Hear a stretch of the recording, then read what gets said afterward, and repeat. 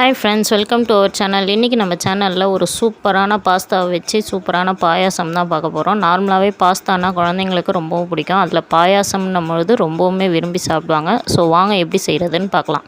இது செய்கிறதுக்கு first stove on பண்ணி நெய் ஒரு 2 ஸ்பூன் அளவுக்கு நெய் ஊற்றிக்கோங்க. நெய் நல்லா ஹீட் ஆனவுடனே நட்ஸு முந்திரி திராட்சையை வந்து நல்லா கொஞ்சமாக எடுத்து பொடியாக கட் பண்ணி நல்லா ட்ரை ரோஸ்ட்டு பண்ணிக்கோங்க. முந்திரி திராட்சை வந்து லைட் கோல்டன் ப்ரௌனிஷாக ஆகணும்.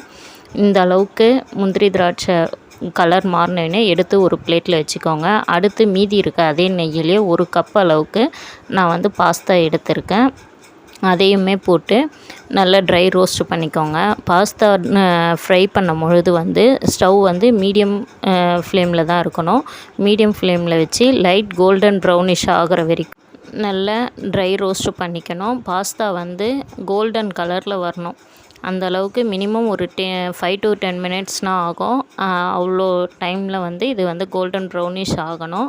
இந்த அளவுக்கு பாஸ்தா வந்து கோல்டன் ப்ரௌனிஷ் ஆனவுடனே அப்படியே ஸ்டவ் ஆஃப் பண்ணி வச்சுடுங்க. அடுத்து ஒரு 1/2 லிட்டர் பால் எடுத்து நல்லா காய்ச்சி வச்சுருக்கேன்.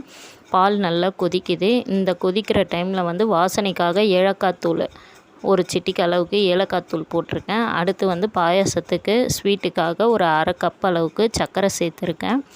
அதையுமே போட்டு நல்லா ஒன்றுபட மிக்ஸ் பண்ணி விடுங்க. சர்க்கரை போட்டு நல்லா கலக்கி விடுங்க. பாலும் சர்க்கரையும் நல்லா வந்து கொதிக்கணும். இந்த ஸ்டேஜில் வந்து நம்ம ரெடி பண்ணி வச்சுருந்த பாஸ்தாவை எடுத்து அந்த பால் கூடவே ஆட் பண்ணி 5 to 10 மினிட்ஸ் வந்து நல்லா கொதிக்க விடணும். பாஸ்தா நல்லா வெந்துடும். பாஸ்தா வந்து அது கொஞ்சம் நம்ம போட்ட சைஸை விட கொஞ்சம் இந்த அளவுக்கு பெருசாகும். இந்த டைமில் வந்து நல்லா கொதித்த உடனே நம்ம 2 பாஸ்தாவை எடுத்து ஒரு பிளேட்டில் வச்சு கரண்டியால் லைட்டாக கோடு போடுங்க.